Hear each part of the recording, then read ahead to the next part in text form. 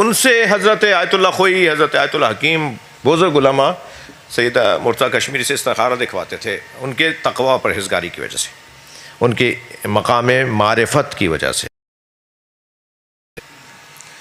ان سے کسی نے پوچھا کہ آپ کو یہ مقام ہوا، اور قصہ یہ سنایا کہ ہر کچھ مدت کے بعد نجف اشرف میں ایک خاتون ایک دیہات سے آتی تھی، اور کبھی وہ اس چوک پر اور کبھی اس محلے کے چوک پر اور کبھی اس بازار کے چوک کے اوپر وہ اپنا مصلی بچھا کر حجاب میں بیٹھ جاتی تھی، آ کر بیٹھ جاتی تھی، اور لوگوں کو پتہ ہوتا تھا کہ آج اس علاقے میں جو خاتون آئی ہیں یہ یہاں بیٹھیں گی۔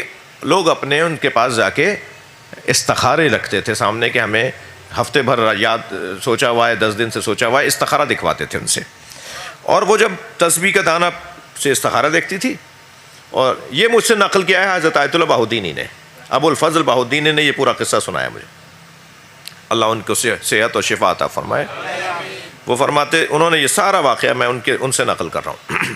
تو وہ تسبیح کا دانہ نکال کے کہتی تھی کہ آج تم نے جو یہ نیت کی ہے تو تم یہ جو مچھلی کا کاروبار، اب اس نے کچھ نہیں بتایا کہ میں مچھلی کا کوئی کاروبار کرنا چاہ رہا ہوں، میرا کوئی تعلق، ہاں وہ تسبیح کا دانہ پکڑ کے کہتی تھی تم نے جو نیت کی ہے نا رکھنا مچھلی کا، اب وہ سوچ رہا ہے میں نے کب بتایا انہیں، مگر اسے پتہ ہے ہو سکتا ہے، اور اگر جاؤ تو ایسی سواری لینا، یہ والی سواری سوچی ہوئی ہے، یہ سواری پہ نہیں جاؤ گے حادثہ ہو جائے۔ اب وہ سوچ رہا ہے میں نے کب بتایا نا کہ میں کہاں جا رہا ہوں، اور بات وہ صحیح کر رہی ہیں۔ مرتضیٰ کشمیری فرماتے ہیں کہ اس خاتون کا ایسے آنا، توجہ کا نجزی المحسنین پر بات کر رہا ہوں، کذالک المحسنین پر بات کر رہا ہوں، ہٹا ہوا نہیں ہوں اپنی تفسیر سے، ایسا مقام دیتا ہے کہ پھر وہ یہ منظر ہوتے ہیں، وہ کیوں ہوتا ہے ایسا، کب ہوتا ہے ایسا، اس وقت کی ہم سب کو تلاش میں رہنا چاہیے۔ ایک صلوات پڑھیں ذرا محمد و آل محمد۔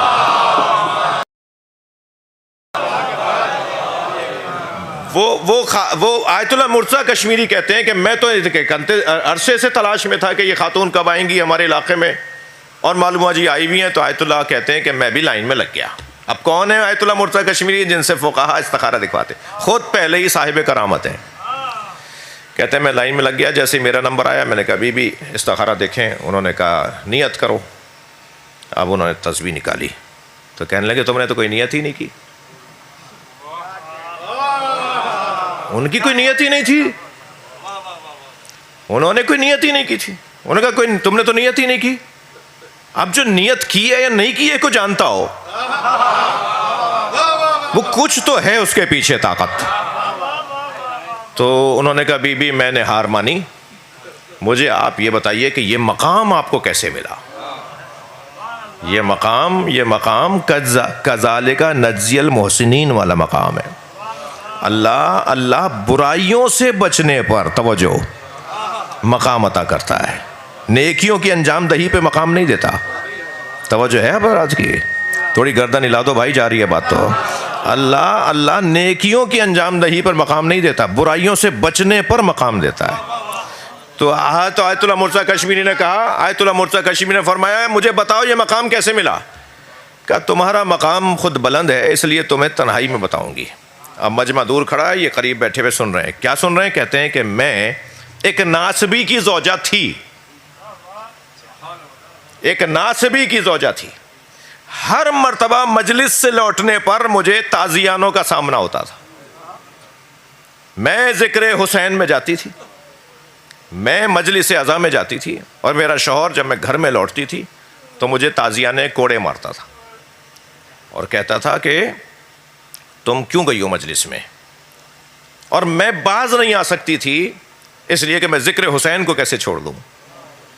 کہ جتنا میرا علم تھا، جتنی میری معرفت تھی، جتنا میری سوچ سمجھ تھی، جتنی میں پڑھی لکھی تھی، میں یہ سمجھتی تھی کہ میں ذکر حسین کو نہیں چھوڑ سکتی، اور مجھے ہر مرتبہ اہل بیت کا ذکر سننے پر تازیانوں کا سامنا ہوتا تھا۔ ایک مرتبہ عاشور کے دن جب میں حضرت عباس کو سلام کرنے گئی اور واپس آئی تو مجھے اتنا مارا گیا، اور مار کے مجھے کہا کہ جاؤ عباس کے پاس چلی جاؤ۔ تو میں گئی، مجھے نکال دیا میرے شوہر نے، اور میں گئی حضرت عباس کی زری کو جا کے میں نے پکڑا اور میں نے زری پکڑ کے روتے ہوئے کہا کہ مولا آپ کی خاطر مجھے مارا جاتا ہے، میں آپ کو چھوڑنا نہیں چاہتی، اب میرے لیے کوئی رستہ بتائیں کہ میں کیسے جیوں گی۔ کہتی ہے کہ میں رو رہی تھی، مجھے اونگ آئی، اس اونگ دیکھا، حضرت نے مجھے تسبیح دی اور فرمایا یہ تسبیح لو، تم تسبیح کا دانہ پکڑو گی، لو گی ہاتھ میں، ہم تمہارے ذہن میں خیال ڈالیں گے، وہ وہی ہوگا جو سامنے والا سوچ رہا ہوگا۔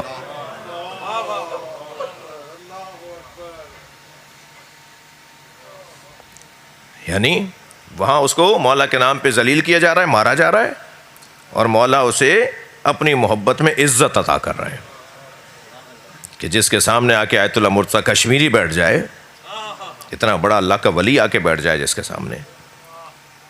ابن سیرین چہرہ دیکھ کے بتا دیتے تھے سوچ کیا رہے ہو، بڑا نام ہے۔ اہل سنت نے بھی ابن سیرین کے خوابوں کی تعبیر کے اوپر ان کی کتابیں، انہوں نے جو خوابوں کی تعبیریں بتائیں ابن سیرین نے، اہل سنت اس نام کو شیعوں سے زیادہ جانتے ہیں۔ ابن سیرین خوبصورت ایک جوان، توجہ، کپڑے کی دکان تھی ان کی، معمولاً پارچہ فروشی پر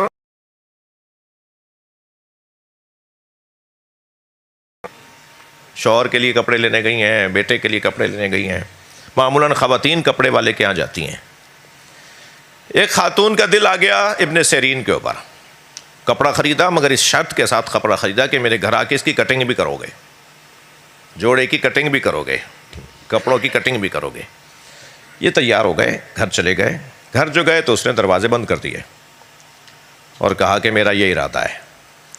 انہوں نے کہا یہ گناہ ہے؟ کہا نہیں، اگر میرے ساتھ تعاون نہیں کرو گے تو میں شور مچاؤں گی کہ تم میرے گھر میں داخل ہوئے ہو۔ اب ایک ایسی کیفیت، انسان سب کچھ تیار، برائیوں کا سارا ماحول تیار، ایک دم ذہن میں خیال آیا کہ میں کیسے بچ سکتا ہوں اس برائی سے۔